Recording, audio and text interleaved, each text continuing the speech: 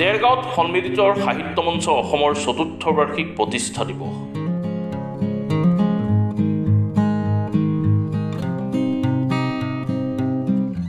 কবিতাৰ এদিন শীৰ্ষক এক মনোগ্ৰ অনুষ্ঠান সম্পন্ন।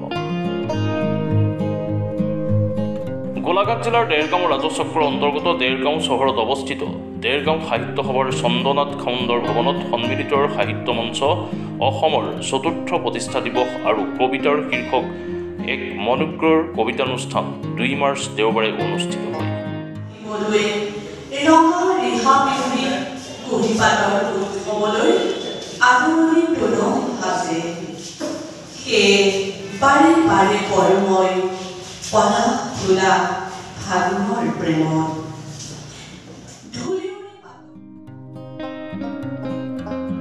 অনুষ্ঠানটোত মুখ্য অতিথি হিচাপে উপস্থিত থাকে বিশিষ্ট সাহিত্যিক ডক্টৰ জ্যোতিৰেখা হাজৰিকা। অনুষ্ঠানটোত কবি নীলমণি ফুকনৰ প্ৰতিচ্ছবিত পন্থী প্ৰজনন কৰে বিশিষ্ট লেখিকা পাৰিজাত বৰুৱাই আৰু পুষ্পাঞ্জলি অৰ্পণ কৰে ক্ৰমে সন্মিলিত সাহিত্য মঞ্চৰ মুখ্য প্ৰশাসক দিলীপ তাঁতী, শংকৰদেৱ আৰু দিজ্যুমণি হাজৰিকাই। উক্ত অনুষ্ঠানত বিশিষ্ট নিয়ামিক লেখক প্ৰমোদ ৰঞ্জন হাজৰিকা, বিশিষ্ট কবি জ্যোতি পি চিৰ শইকীয়া, কবি সত্যজিৎ হাজৰিকা, মনালিছা শইকীয়া, অংকুৰিতা ফুকন প্ৰমুখ্যে প্ৰায় অৰ্ধশতাধিক নবীন প্ৰবীণ কবিৰ কবিতাৰ পাঠেৰে অনুষ্ঠানটোৰ জীপাল কৰি তোলে।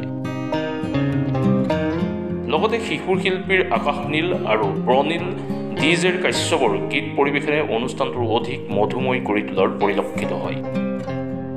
উত্তৰ গাম্ভীৰ্যপূৰ্ণ অনুষ্ঠানটোত উপস্থিত থকা বহুকেইগৰাকী গণ্যমান্য ব্যক্তিক সম্বৰ্ধনা জনোৱাৰ লগতে অখিল ভাৰতীয় পত্ৰকাৰ মহাসভাৰ উত্তৰ পূবৰ সাধাৰণ সম্পাদক সত্যজিৎ হাজৰিকা, অখিল ভাৰতীয় পত্ৰকাৰ মহাসভাৰ গোলাঘাট জিলাৰ সম্পাদক বিদ্যান বৰদলৈ, সাংবাদিক নৱজ্যোতি ভৰালী, সাংবাদিক প্ৰাঞ্জল বৰা আৰু সাংবাদিক ভূপেন শইকীয়াক বিশেষভাৱে সম্বৰ্ধনা জনোৱা হয়।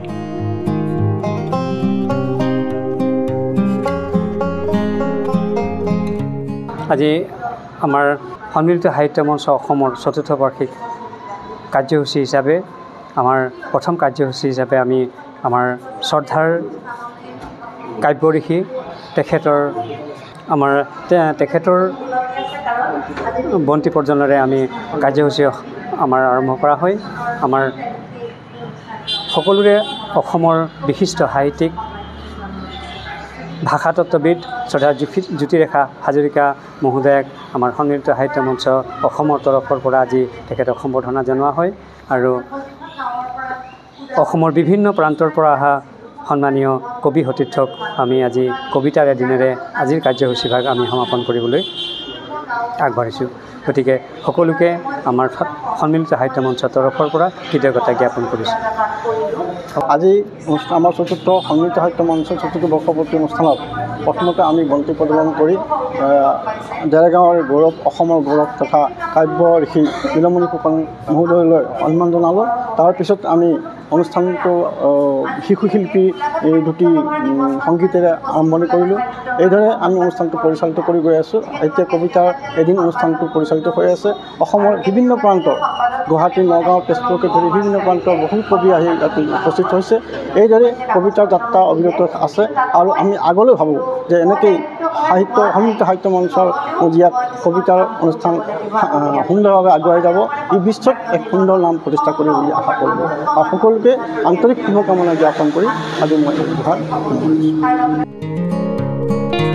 দেৰগাঁৱৰ পৰা বিদ্যান বৰদলৈৰ ৰিপৰ্ট, মাছমি নিউজ।